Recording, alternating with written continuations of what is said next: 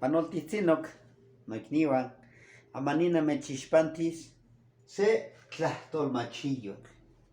Hola compañeros, el día de hoy les presento una palabra con sabiduría de nuestros abuelos.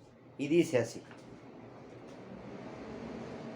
Pan motlahtol, shiyekmaka moikni, yahwiyayo moijillo. En tu palabra entrega a tu hermano el aroma de tu aliento. Nos habla precisamente de la palabra que nosotros compartamos con nuestros hermanos, con nuestros compañeros.